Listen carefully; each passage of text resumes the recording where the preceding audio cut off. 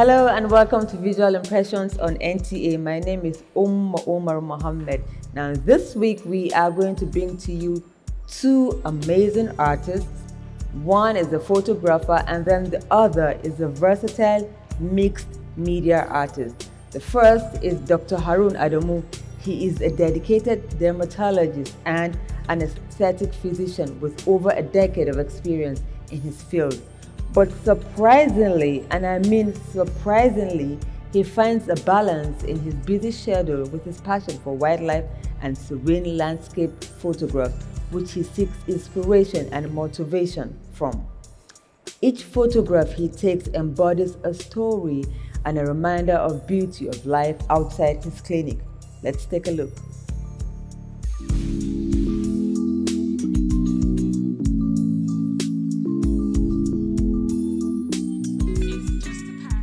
My name is Dr. Harun Adamu. I am a consultant physician and a dermatologist. I grew up here in Abuja at Government Secondary School, Garki.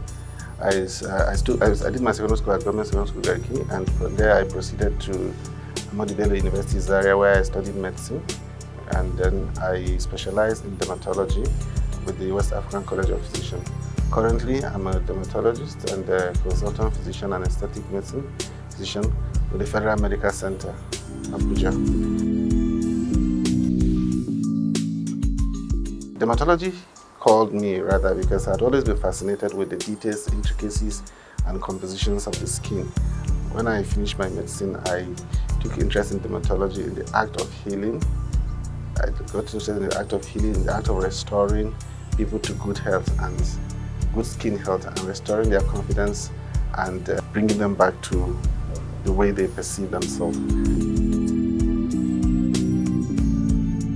The moment I would say that sparked this passion was when I decided to take it up as a hobby. But initially, I had just been fascinated with the camera. I remember in medical school, I borrowed a camera from a classmate to take shots when we were doing our postings.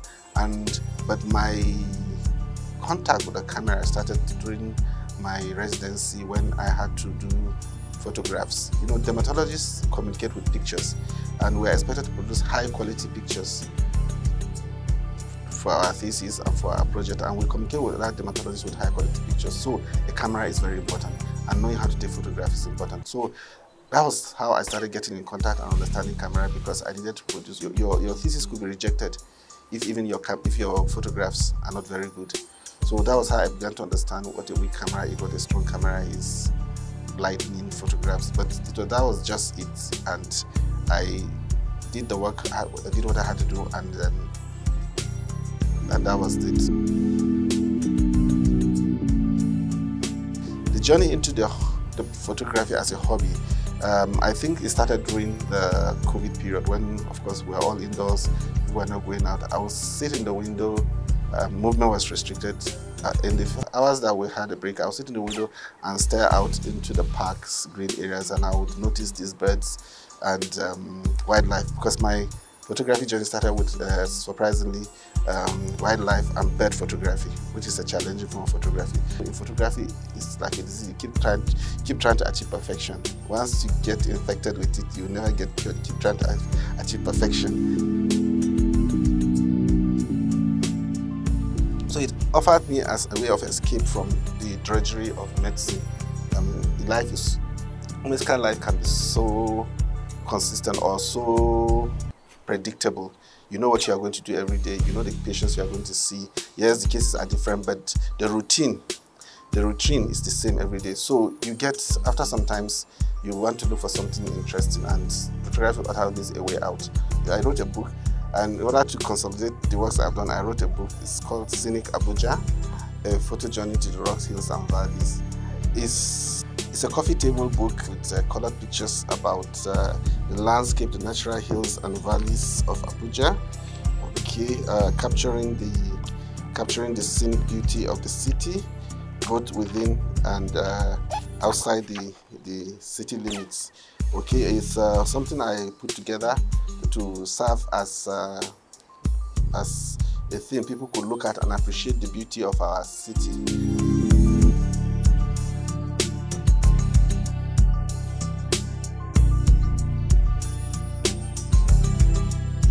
name is Ayub Batete.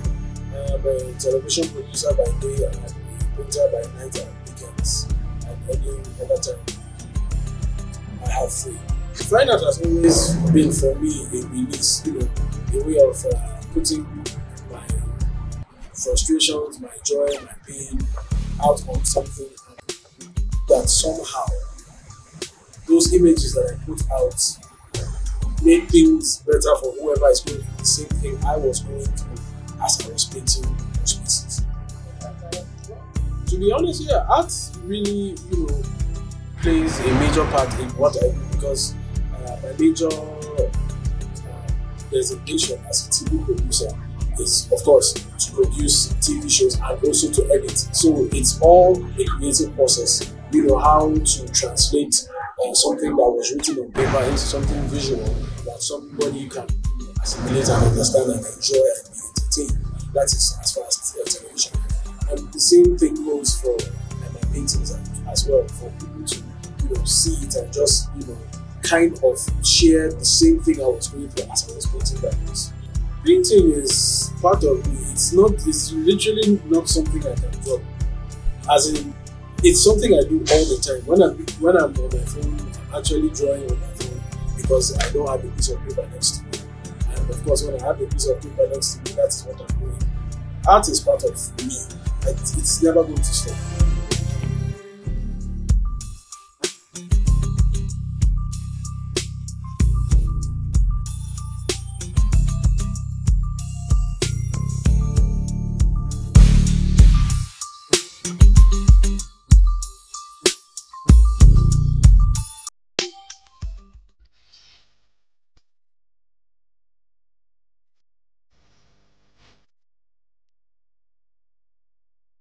The most beautiful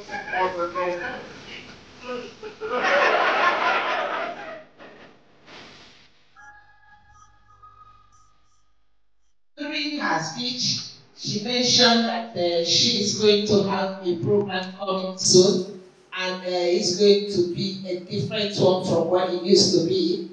I think the elderly population are really an important demographic group. And they can contribute meaningfully in many ways to development. Mentorship is key. Providing guidance to others. In fact, there's a seminar which I did last week. The same system that we want to adopt. The state councils, the various states should be able to identify our members, and it will go down to the chapters, even at the local government, where we have our members. That's what kept my grandmother, and she knew all her grandchildren. Those that bring things for her. Things like sweets, she loved sweets, she loved meat. And she had this clay pot where she used to put it inside. Is any of her favorite children's children comes, she will now dip her hand into and bring a piece of meat and give it. Don't give to that person. Join us. By the time it's done, I'll probably be here once a week. And if you raise with an executive director, she will communicate to you what themes, what topics, which days are we handling what, and to be for both boys and girls, okay, and younger and older people as well. So she has just reminded us that we're duty bound to offer mentorship. My father loved to talk. He loved to share stories. So he enjoyed sharing stories with his children. Unfortunately for him, he left when he relocated home because of old age. Took him back from Kwara State for far. Took him back home. I built a house for him. So to live there. There was no secret for you to live happy and have a happy life. Then be honest to yourself. Nothing more than that. Be honest and trusted. You should not be against somebody who doesn't want you. No, take everybody as friend. This is the only secret. Don't envy anybody. But when you start thinking, this is my man, see what she, then you are killing yourself. Whatever God give you, If you are full, have a rest of mind. Don't think against somebody's, but when somebody you know very well got up something, promoted, wish her well, or wish him well, then you will end up good. You should also plan for your own age. Plan for it yourself. There are some people, the truth is that human beings are social animals. We need people to be around us. That's what we call human beings. Planning for your old age will mean that you should not be thinking of depending on your children to take care of you in your old age. And in any case, in most African communities, not Abuja or Lagos, but most African communities, it doesn't matter whether you have a child or children. If you have lived a good life, people will be around you all the time. All the time. This is an opportunity for us to learn from you guys. And also, I'm a private sector person, I'm not in the civil service. But I always talk to my civil service friends, public service friends, that look, you guys, you don't need to get to the age of 60 before you leave the service. Even before I head in this conference that we're having here, I normally tell them that you guys, you don't need to get to the age of 60. At least at the age of 53, 54, you know, just leave so that you can understand in that your sector what is happening, so that you can be able to have an opportunity in that sector to do the services that that sector is rendering, so that you can get all with that system. Most especially in places that, you know, maybe generate revenue, maybe places like FIRS, places like the Nigerian Customs Service. In these kind of places, there are a lot of things that these institutions are offering.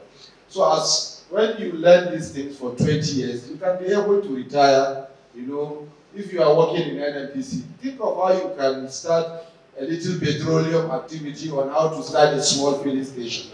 If you are working in custom, at least you have learned how agents are working. You have learned how trade is being facilitated. Because all what is happening around that sector is how to facilitate trade. So at least you can be an importer or an exporter. At least you have learned the rope on how to achieve these things. Country does not do that. If country can emulate what is happening in other countries, there is a lot of things. Nigeria is a leading African country. We lead not only by population, but wherever you see any black man, anywhere in the world, if they are poor, there must be one Nigeria. So the government has to do a lot to see that there is something they can do for all men. So that at least so many old men have served this country, and at the end of their retirement, and those who are in government and those who are not in government end up getting no assistance, nothing else. They are not even government are not remembering what those people did. So government have to pay attention towards assisting all men.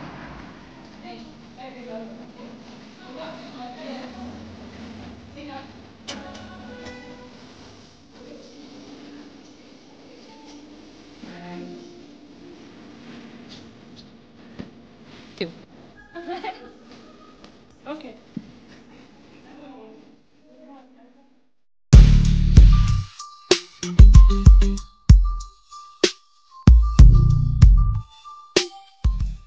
Those serene landscapes were so satisfying to watch, especially the sunsets. Now, as Nigeria marked its 65th independence anniversary, artist James Irabor celebrated his independence with a solo exhibition. The solo exhibition, which was titled Silent Conversation, had in display 30 works in various art media, such as wood, metal, mixed media, oil on canvas, and acrylic. Let's take a look at his versatility.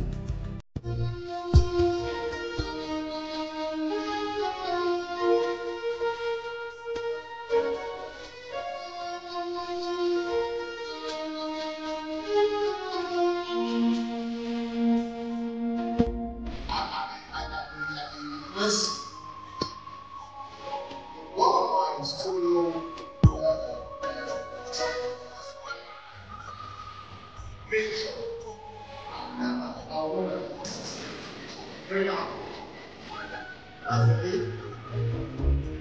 Rabo is someone I've known for many decades. He was my senior in the arts. I've always looked up to him, not just as a friend that we grew up together, but he's also an administrator and a curator for the National Gallery for a long time. So somebody we always looked up to, you know, and yeah, it's like a big brother to me. Yeah, I think there are two pieces that resonate so much with me. The one at the end there, that's called Redemption, I think. Or it has to do something with redemption. I can't remember the exact title. And the one here that is titled Kano Dye Pits. You know, it's about the trade of the Kano people, how they actually dye clothing, you know, local dyeing techniques and all that. So I think those two are my favorite pieces. I don't think it's in terms of work, but I think, you know, he's one of those few people that believe so much in doing the right thing and in being a true artist. Well, living with an artist has been very interesting. Very interesting. It has availed me the opportunity to think deep because my husband, James Irabo, is a deep thinker. He thinks about his works and he connects with it. So it has availed me as a person to think before doing certain things and taking certain steps in life. Working with James Irabo, then his wife, has availed me the opportunity to ruminate on certain aspects of life. Before I met him, I would take certain decisions irrationally. But moving with him, it availed me the opportunity to think deep. And when you think deep, you make minimal mistakes. You make minimal mistakes.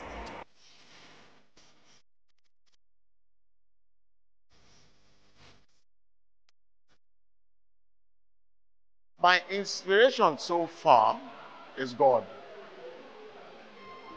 Because without him, I'm nothing. And most of my works actually get the boost from God. My favorite verse in the Bible, you know, is from Exodus, you know, where God commissioned Bezalel and Aholiab, you know, and bestowed upon them the spirit of craftsmanship, you know, to do great things and craft great things in gold and silver and all. So right from the beginning, my inspiration has always come from there. So that is my only source of inspiration, God.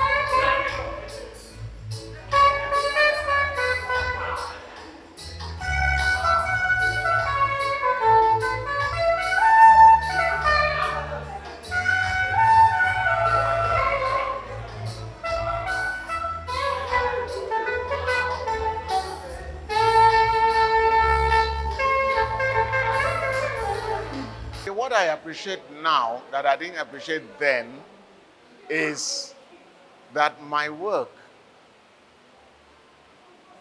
I believe, has transcended time. What I mean transcended time is that there was this colleague of mine when we were in school that told me that I was actually light years ahead of them in all manner of imagination, in all manner of craftsmanship, in all manner of draftsmanship. I was light years ahead of them. He said this then, but I did not realize it until now that You know, when I'm doing all these works, I do them one after the other and keep. But putting them all together now, it now comes back to memory. I now recall that, so this was what he was saying. These works are over 30 years. And see how they still resonate with what is happening in the art world right now. So that for me is mind-boggling. My favorite piece in this whole setting, I would say, is that piece, Sold Out. Sold out in the sense that I could have about 3 or 4 different types of theme for the work. I wanted to call it The Rest, you know, a market woman that just finished selling her wares and just rest before she starts going home. But when my daughter saw it, he said, Daddy, what's the title of this work? I said, The Rest. And I said, but this is a calabash. This woman definitely had something inside, but now it's empty. That means everything has been sold out. I said, yes. He said, then call it Sold Out. So I titled this Sold Out. And now that I look at it, I love it. The only advice I have for younger artists coming up is patience.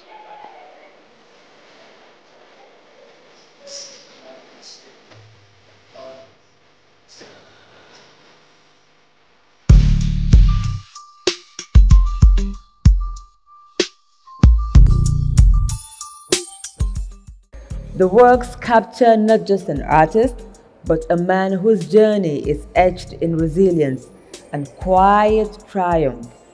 Through each frame, we followed Irabo's path of creative passion to the final stage. Now, thank you so much for being a part of Visual Impressions. I hope you had an amazing time here with me. I hope to see you again next week. I am Omar Mohammed. Do have a lovely week ahead.